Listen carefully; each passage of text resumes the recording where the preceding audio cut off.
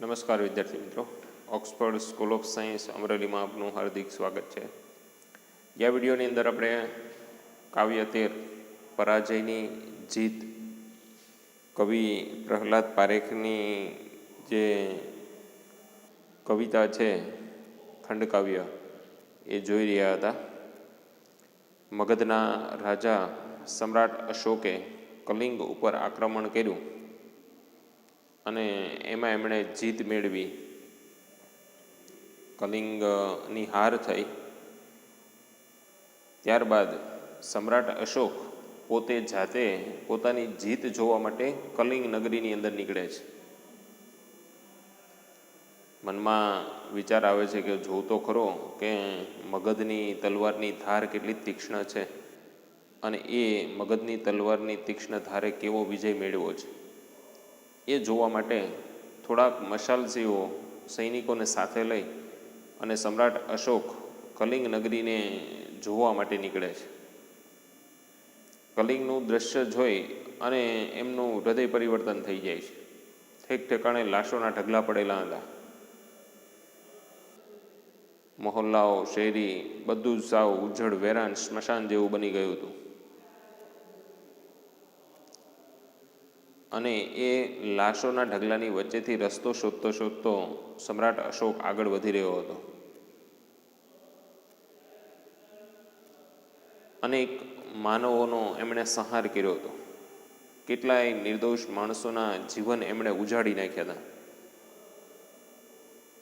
એમના માણસોના જે પરિવારોના માળા છે એમણે વીખી નાખ્યા હતા. અને એનાથી સમ્રાટ અશોકનું હૃદય એકદમ દ્રવી ઉઠે છે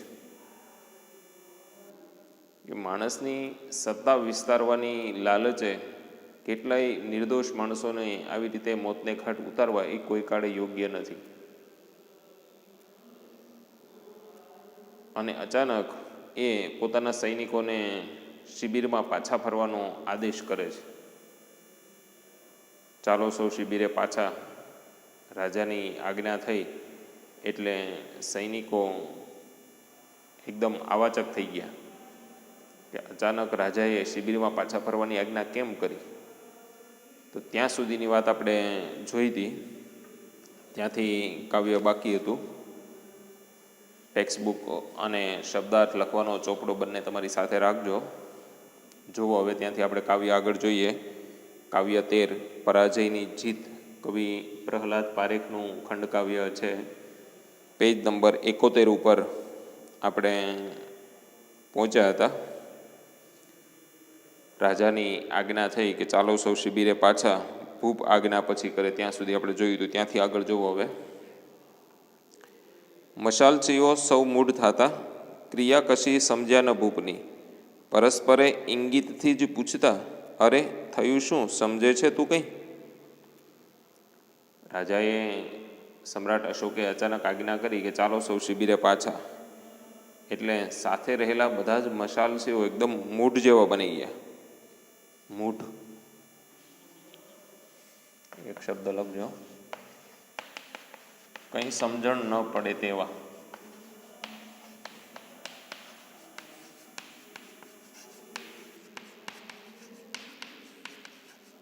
કંઈ સમજણ ન પડતી હોય તેવા એકદમ મૂઢ જેવા બની ગયા. અને ભૂપની એટલે કે રાજાની ક્રિયા કશી એ સમજ્યા નહીં. રાજા હોય એટલે કંઈ બોલાય જ નહીં. એટલે પરસ્પર ઇંગિતથી જ પૂછતા. ઇંગિત એ શબ્દ લખજો.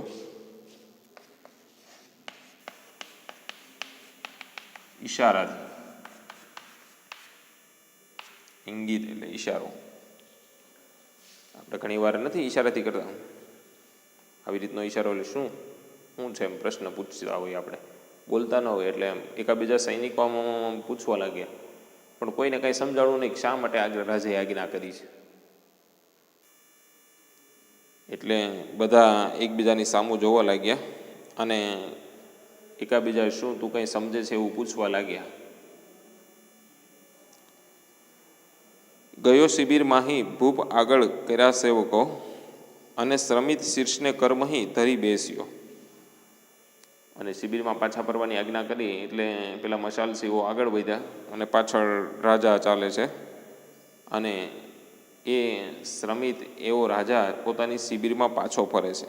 શ્રમિત એ શબ્દ લખજો. થાકેલો. થાકેલો રાજા પોતાની શિબિરમાં પાછો ફરે છે અને પોતાના માથાને પકડીને ત્યાં બેસી જાય છે. બે હાથ વચ્ચે માથું પકડી અને થાક્યો એવી રીતે ત્યાં શિબિરમાં જઈ અને તંબુમાં જઈને બેસી ગયો. કર્યા નયન બંધ તોય અળગી ના કરી શક્યો, ભયંકર ભૂતાવળો વિજય દ્રશ્યની કિંતુએ. રાજાએ બે હાથ વચ્ચે માથું પકડી અને બેસી ગયો, આંખો બંધ કરી દીધી, પણ તેમ છતાં પેલી ભયંકર ભૂતાવળો જે છે કલિંગ નગરીની, એ એના મનની અંદરથી અળગી ન કરી શક્યો. અળગી એટલે જુદી.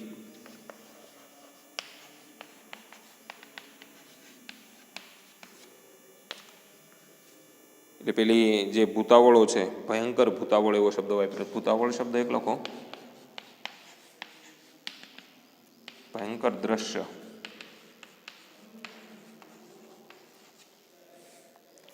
ન જોવાય એવું જે દ્રશ્ય હોય ભયંકર, અતિ ગંભીર, એને ભૂતાવળ તરીકે ઓળખવામાં આવે છે. ભૂખી ભૂતાવળ આપણે વચ્ચે પાઠ આવતો તમને ખબર હોય, કદાચ તમે ક્યાંય વાંચ્યો હોય તો. 56નો દુષ્કાળ જ્યારે પડ્યો ત્યારે માણસો જે પશુઓને મારીને ખાતા હતા, એ આખું જે દ્રશ્ય છે એ ભૂખી ભૂતાવળના દ્રશ્ય તરીકે વર્ણવાયેલું છે. તો એ ભૂતાવળનો શબ્દ અહીંયા પ્રયોગ કર્યો છે કે પેલી કલિંગ નગરીની જે ભયંકર ભૂતાવળો છે એ મનની અંદરથી એ રાજા અલગ નથી કરી શકતો. પોતાની શિબિરમાં આવીને બેસી ગયો માથું પકડીને, પણ પેલા દ્રશ્યો એના મનની અંદર સતત ઘૂમા કરે છે. હજારો હૈયાને નિજ નિજ તાણી સૃષ્ટિ સહમે અરે સહાયરા, ને જીવિત ઉર ખંડેર કર્યા. મહત્તા એ મારી, વિજય મુજે ગૌરવ ગણું, અને એ ભૂમિની ઉપર જઈ મારો જય જણું. મારા રાજા મનોમન વિચારે છે કે મેં હજારો હૈયાની સૃષ્ટિને તબાહ કરી દીધી. નિજ એટલે પોતાની. કેટલાય લોકોની પોતાની અંગત જે સૃષ્ટિ હતી એને મેં ખંડેર કરી દીધી. એના જીવનને મેં સંહારી નાખ્યા, એટલે કે એનો વિનાશ કર્યો. અને એને હું મારી મહત્તા ગણું છું. કે શું એ મારી મહત્તા છે? મહત્તા એટલે મહાનતા.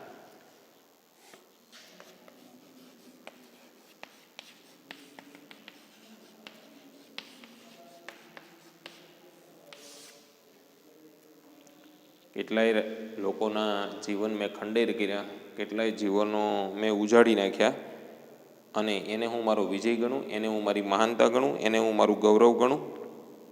અને જે ભૂમિ ઉપર મેં કેટલાય માણસોના જીવન સહાર્યા, જે ભૂમિને મેં ખંડેર બનાવી દીધી, એ ભૂમિ ઉપર જઈ, એ જમીન ઉપર જઈ એનો હું મારો વિજય ચણવું. કે એટલે આવા અનેક પ્રશ્નો એના મનને ઘેરી વળે છે.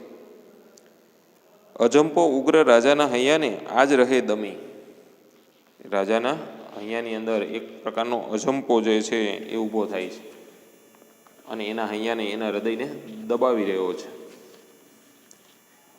ભાર એ અંતરે આજ જઈનો ન શકે ખમી, ઘડી ઉઠે ઘડી બેસે ફરે છે શિબિરે ઘડી, એનો જ જય આવ્યો છે આજ એના પર ચઢી. અને એકદમ આકુળ વ્યાકુળ થઈ જાય છે રાજા. પેલી ચિંતાનો ભાર એના મનની અંદર ઉપર સવાર થઈ જાય છે. ઘડીક ઊભો થાય, ઘડીક બેસે, ઘડીક વળી ઊભો થઈને શિબિરની અંદર આંટા મારવા લાગે, ફરવા લાગે. એટલે એનો જ જય આજે એની ઉપર ચડી બેઠો હોય એવું એને લાગી રહ્યું છે. એમને જે વિજય પ્રાપ્ત કર્યો એ વિજય આજે એની ઉપર ચડીને બેસી ગયો હોય એવું દેખાઈ રહ્યું છે. એટલે એકદમ આકુળ વ્યાકુળ થઈ અને રાજા આમથી આમ, આમથી આમ ફરી રહ્યો છે. શિબિરની અંદર એને ક્યાંય પણ શાંતિ નથી. એનું મન એકદમ વ્યગ્ર બની ગયું છે, વિચલિત બની ગયું છે. કેટલાય લોકોના જીવન સહારી નાખ્યા, આખી ભૂમિ, આખું નગર જે છે સ્મશાન બનાવી દીધું, કલિંગ. અને એ ખંડેર ભૂમિની જે લાય છે, એના મનની વેદના છે, એ આજે રાજાને અજંપા રૂપે ઘેરી વળે છે. જે જીતે નવ જીત્યા મનુજના હૈયા, નહીં જીત એ. જે જીતે રસિયા મસાણ, નવ એ સાચી કદી જીત છે. જે જીતે નવલું કશું ન સર્જ્યું એને કહું જીત છે. પછી રાજા કહે છે કે જે જીતથી મેં માણસના હૈયાને નથી જીતા તો એને હું જીત કેવી રીતે ગણી શકું? માણસના હૈયાને જીતવા એને જ સાચી જીત ગણી શકાય. જે જીતે રસિયા મસાણ, મસાણ તળપદો શબ્દ છે, સ્મશાન, સ્મશાન. જે જીતથી મેં સ્મશાન ઊભું કર્યું એ જીતને હું સાચી જીત કેવી રીતે કહી શકું? કે જે જીતથી નવું કશું સર્જન નથી થયું એને હું જીત કેવી રીતે ગણી શકું? એટલે આ મારી જીત નથી, કે આ મારી ખરેખર હાર છે એવું એના મનની અંદર લાગી આવે છે. જેથી માનો માનવી મટી જતો છે જીત કે હાર એ, ઉચ્ચારે મન રાજાનું હાર એ હાર છે નક્કી. જે જીતથી માણસ મટી જાય એને જીત નહીં પણ હાર કહેવાય. અને આજે રાજાનું મન છે એ વારંવાર બોલી રહ્યો છે કે આ મારી હાર છે, જીત નથી. મેં ભલે કલિંગ ઉપર વિજય પ્રાપ્ત કર્યો પરંતુ એ મારો વિજય નથી, એ મારી હાર છે. મેં માણસોના હૈયાને નથી જીતા, મેં મારા સામ્રાજ્યને વિસ્તાર્યું છે. કેટલાય માણસોના જીવન મેં હરી લીધા છે, એમને વિનાશ કર્યો છે. તો એ જીતને હું જીત નહીં ગણું, આજે એને હું હાર ગણીશ. એવું મનોમન એકદમ વ્યગ્ર બની અને રાજા વિચારી રહ્યો છે. કદીએ ખડગની ધાર જીત ના સર્જી શકી, નથી વિસ્તારવી સત્તા ખડગની જીત ના ચાહું. મારે તો માનવી કેરા હૈયાને અપનાવવું, હૈયાની શક્તિથી કોઈ અન્ય શક્તિ નથી વળી. આજથી કર્મમાં મારા રહેશે ધર્મની છડી. રાજા કહે છે ક્યારેય પણ ખડગ એટલે કે તલવારની ધારથી જીત મેળવી શકાતી નથી, સર્જી શકાતી નથી. મારે મારી સત્તાને વિસ્તારવી નથી, કે મારે ખડગથી તલવારથી જીત પ્રાપ્ત નથી કરવી. કે મારે તો માણસોના હૈયાને જીતવા છે, માણસોના હૈયાને અપનાવવા છે, અને એને જ હું સાચી જીત ગણું છું. અને માણસોના હૈયાને જીતવા એ જ મોટામાં મોટી શક્તિ છે, એનાથી બીજી મોટી કોઈ શક્તિ નથી. કે વડી એવો શબ્દ છે, વડી એટલે મોટી.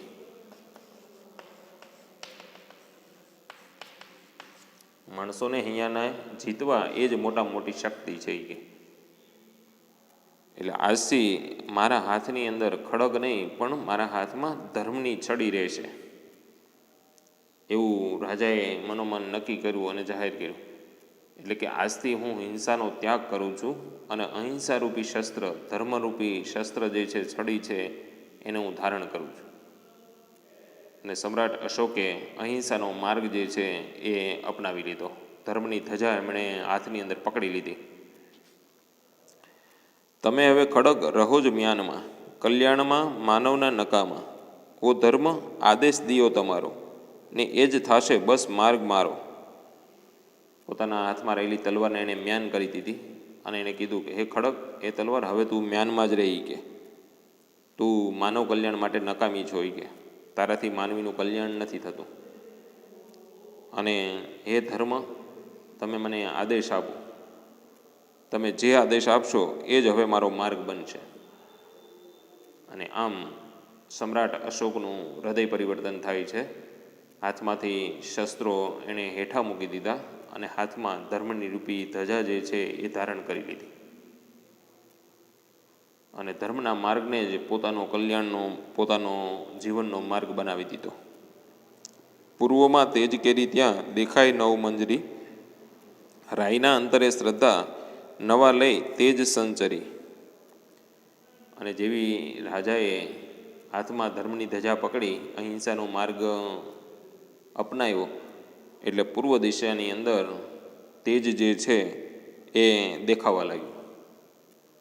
એટલે કે સૂર્યોદય થઈ ગયો અને રાજાના અંતરની અંદર એક નવી શ્રદ્ધા જે છે એ સંચરી. સંચરી એ શબ્દ છેલ્લો લખી નાખું, ફેલાણી. રાજાના અહીંયામાં એક નવી શ્રદ્ધાએ જન્મ લીધો.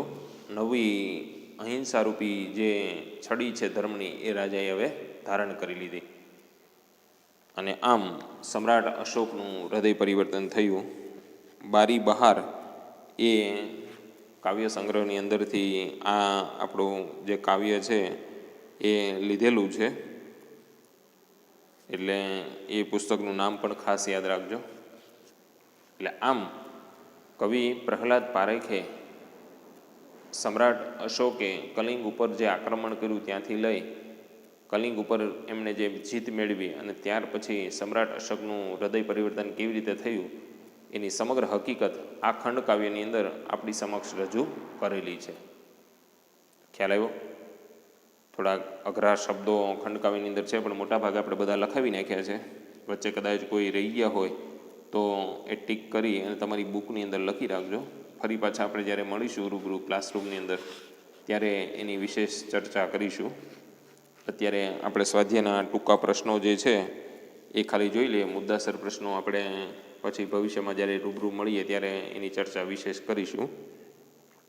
જુઓ સ્વાધ્યાયની અંદર નીચેના પ્રશ્નોના એક એક વાક્યમાં ઉત્તર લખો. પહેલો પ્રશ્ન છે, સમ્રાટ અશોકે કયા રાજ્ય ઉપર વિજય મેળવ્યો હતો? કયા રાજ્ય ઉપર? કલિંગ ઉપર. સમ્રાટ અશોકે કલિંગ રાજ્ય ઉપર વિજય મેળવ્યો હતો. પછી કાવ્યની અંદરથી તમને બીજો એવો પ્રશ્ન પૂછે કે સમ્રાટ અશોક કયા રાજ્યનો રાજા હતો? તો મગધ શબ્દ આવશે.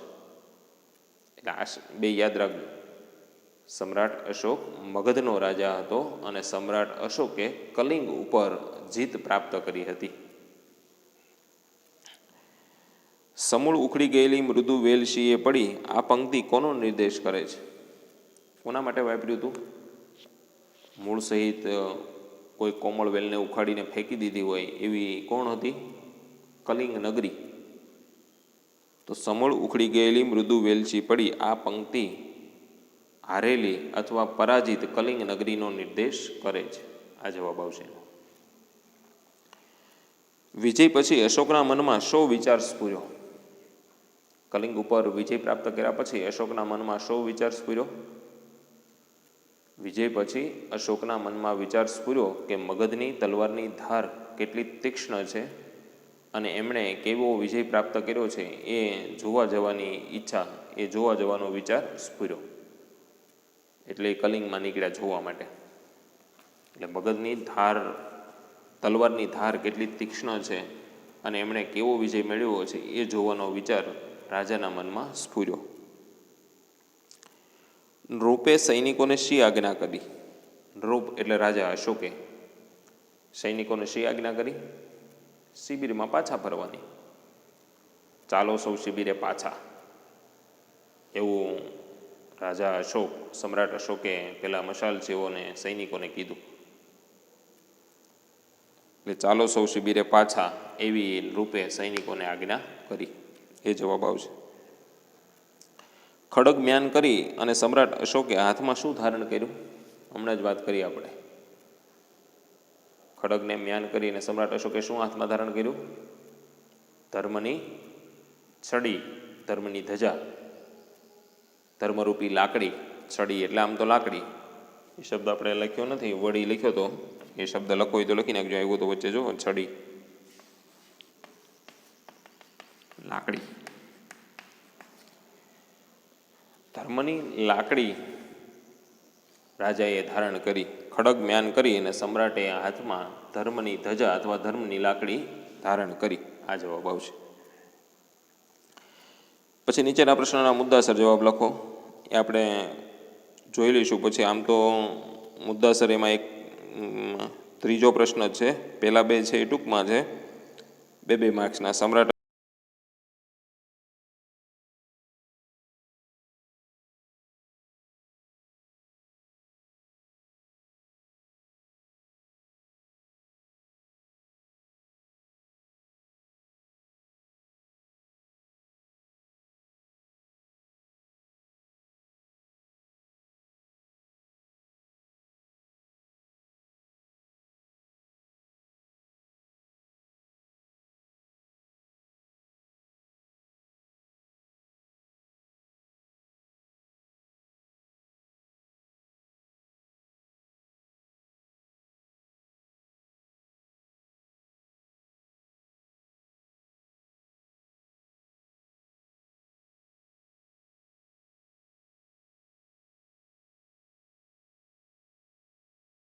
હરી લીધા હતા, એટલે એ પોતાની જીતને જીત નથી ગણતા પણ હાર ગણે છે.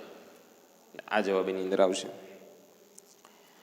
પછી કાવ્યાંતે અશોકની કઈ ઉદાત્ત ભાવના રજૂ થઈ છે? ઉદાત્ત એટલે ઉદાર ભાવના. તો એનું જે હૃદય પરિવર્તન થયું એની આખી વાત લખવાની છે. સમ્રાટ અશોકે પોતાના હાથમાં રહેલી તલવારને મ્યાન કરી દીધી. એને કીધું કે હવે તમે રહો મ્યાનમાં, તમારો મનુષ્યના કલ્યાણ કરવામાં કોઈ કામ નથી, તમારો કોઈ ફાળો નથી, અને આજથી મારા હાથમાં ધર્મની ધજા રહેશે, અને એ ધર્મ તમે જે પણ આદેશ કરો એ જ હવે મારો જીવન માર્ગ બનશે.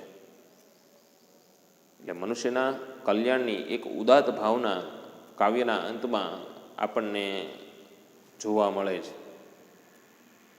મનુષ્યનું કલ્યાણ કેવી રીતે થાય એ ઉદાત્ત ભાવના સમ્રાટ અશોકની કાવ્યના અંતમાં આપણને જોવા મળે છે. પછી પરાજયની જીત શીર્ષકની યથાર્થતા સ્પષ્ટ કરો. કલિંગ નગરીની ઉદાસીનતા, અશોકનું પાત્રલેખન. આ પ્રશ્નો જે છે એ મુદ્દાસર પ્રશ્નો છે 4 માર્ક્સના. પછી ત્રીજો અને ચોથો એ 2 પ્રશ્ન તમે જુઓ તો આ 3 પ્રશ્નની અંદર એના બધા જવાબો આવી જાય છે. ત્રીજાનો ત્રીજો અને ત્રીજાનો ચોથો એ 2. એટલે આખા કાવ્યની વાત એની અંદર લખવાની છે. પરાજયની જીત, એક રીતે જીત જે સમ્રાટ અશોકે મેળવી હતી પણ એ હકીકતમાં એ પરાજય હતો, એની જીત ન હતી. એટલે કલિંગ ઉપર કેવી રીતે આક્રમણ કર્યું, પછી કેવી રીતે કલિંગ નગરીને જોવા ગયા, ત્યાર પછી એનું કેવી રીતે હૃદય પરિવર્તન થયું, કેવી રીતે એણે ધર્મની ધજા ધારણ કરી, એ બધી વાત એની અંદર લખવાની છે. એ પ્રશ્નોની ચર્ચા આપણે વિગતવાર ફરી પાછા જ્યારે પ્રત્યક્ષ મળશું ત્યારે કરીશું. તો ખ્યાલ આવ્યો? આ રીતે કાવ્ય 13 પરાજયની જીત, કવિ પ્રહલાદ પારેખનું જે ખંડકાવ્ય છે એ આપણે જોયું. અહીંયા સુધી તમારે ટેસ્ટ જે છે 13 તારીખે ગુજરાતીની પહેલી ટેસ્ટ, એમાં પ્રશ્નો તમને પૂછાશે. તમને પહેલાં જ કીધું કે માત્ર પ્રશ્નોની જ આ ટેસ્ટ છે. એની અંદર 10 MCQ છે, MCQ ટાઈપના પ્રશ્નો, 10 પ્રશ્નો 1 માર્ક્સના.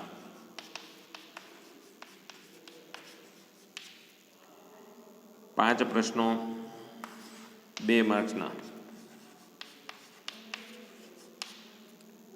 અને 5 પ્રશ્નો 4 માર્ક્સના. એટલે 5 ચોક 20 આના માર્ક. 2 માર્ક્સના 5 પ્રશ્નો એટલે 10 એના, 1 માર્ક્સના 10 પ્રશ્નો એટલે 10 એના, અને 10 MCQના 10, એ ટોટલ 50 માર્ક્સ. આ રીતે ટેસ્ટ 1ની અંદર જે પ્રશ્નો છે એ 1 થી તે 13મું કાવ્ય જે છે પરાજયની જીત ત્યાં સુધીમાંથી પ્રશ્નો પૂછાશે. એમાં વચ્ચેથી 2 બાદ કરી દેવાના છે. એક છે છપ્પા અને ઉખાણા, અને બીજું સીમ અને ઘર. એટલે પાછળ કુલ 11 જે વધે પાઠકાવ્ય એની અંદરથી આ પ્રશ્નો તમારા પૂછાશે. એટલે એ રીતે પહેલેથી બધું રિવિઝન કરી નાખજો. દરેક કાવ્ય કે પાઠ પૂરો થાય એટલે આપણે સ્વાધ્યાયના પ્રશ્નોની PDF તમને મોકલીએ છીએ જવાબ સહિત. એ જો સાચવી હોય તો વ્યવસ્થિત પાછું એનું પુનરાવર્તન કરી લેજો. ન સાચવી હોય તો ક્યાંકથી ગોતીને ફરી પાછા એના જવાબો લખી નાખજો ચોપડાની અંદર. ખ્યાલ આવ્યો? તો આ રીતે કાવ્ય 13 પરાજયની જીત આપણે જોયું. એમાં કાંઈ પણ પ્રશ્ન હોય, કોઈ પણ ડાઉટ હોય તો બુકની અંદર નોટ કરી રાખજો, લખી રાખજો. ફરી પાછા મળીશું આપણે જ્યારે રૂબરૂ ભવિષ્યની અંદર, ત્યારે એની વિગતવાર ચર્ચા કરીશું. આભાર.